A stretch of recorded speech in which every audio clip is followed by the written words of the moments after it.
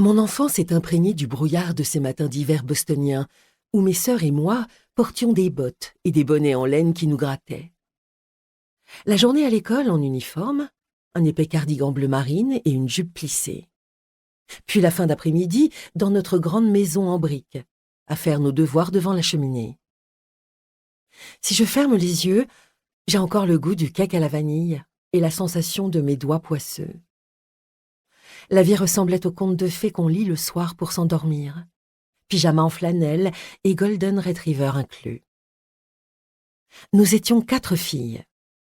L'été, nous le passions sur Beechwood Island. Je me revois plonger dans les vagues tumultueuses de l'océan avec Penny et Bess, tandis que notre mère et Rosemary, encore bébé, restaient sur la plage. Nous ramassions des méduses et des crabes dans un seau bleu. Il y avait le vent et le soleil, les petites disputes, le jeu de la sirène, la collection de galets. Tipper, notre mère, organisait des soirées merveilleuses pour tromper sa solitude. À Beechwood Island, en tout cas. Pourtant, nous avions souvent des invités, et aussi, pendant quelques années, Dean, le frère de mon père et ses enfants. Mais ma mère n'était jamais aussi heureuse que lors de ses dîners de bienfaisance et de ses longs déjeuners avec ses chers amis. Elle aimait les gens et elle savait y faire.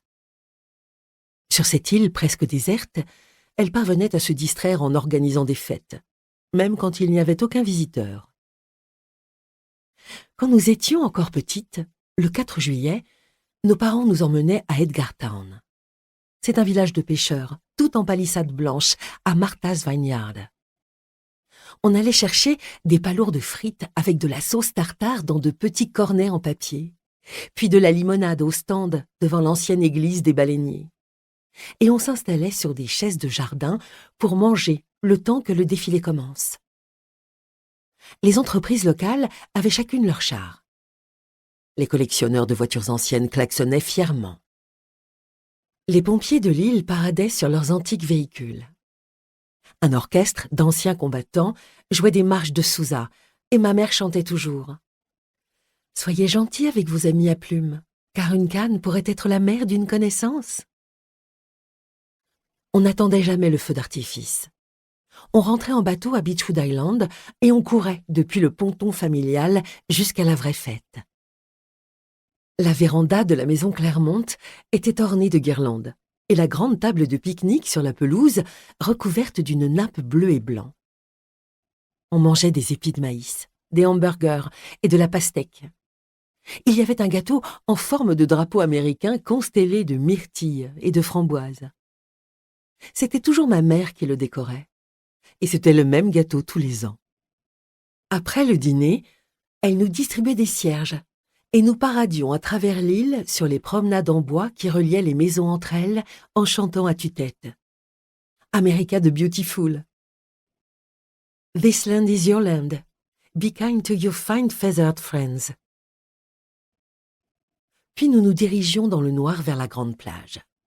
Le gardien de l'époque, qui s'appelait Démétrios, déclenchait les feux d'artifice. Toute la famille les regardait, assise sur des plaids en coton. Les adultes avaient un verre où s'entrechoquaient des glaçons. Bref, c'est difficile de croire que j'ai pu être un jour à ce point aveuglément patriote. Mais mes parents, pourtant très éduqués, l'étaient. Et les souvenirs, eux, sont toujours là. Il m'est pour la première fois venu à l'esprit que j'étais différente des autres membres de la famille un certain après-midi de l'été de mes 14 ans. C'était en août 1984. Nous étions à Claremont depuis le mois de juin. La maison portait le nom de l'école que Harris, notre père, fréquentait dans son enfance. Oncle Dean et mes cousins occupaient Pevensey, du nom de la famille dans Narnia. Une nounou dormait à la villa de Lois. La petite maison du personnel était réservée à la gouvernante, au jardinier et quelques autres employés occasionnels. Mais seule la gouvernante y dormait tous les soirs. Les autres rentraient sur le continent. J'avais passé la matinée dans l'eau avec mes sœurs et ma cousine Yardley. Puis nous avions déjeuné de sandwich au thon et aux céleris qui sortaient de la glacière posée au pied de ma mère. Fatiguée par l'exercice et le repas, je me suis allongée en posant une main sur Rosemary. Elle faisait la sieste à côté de moi sur la... Pour continuer à écouter ce livre audio gratuitement, cliquez sur le lien dans la description et vous pourrez l'écouter en entier sans frais grâce à l'essai de 30 jours d'Audible.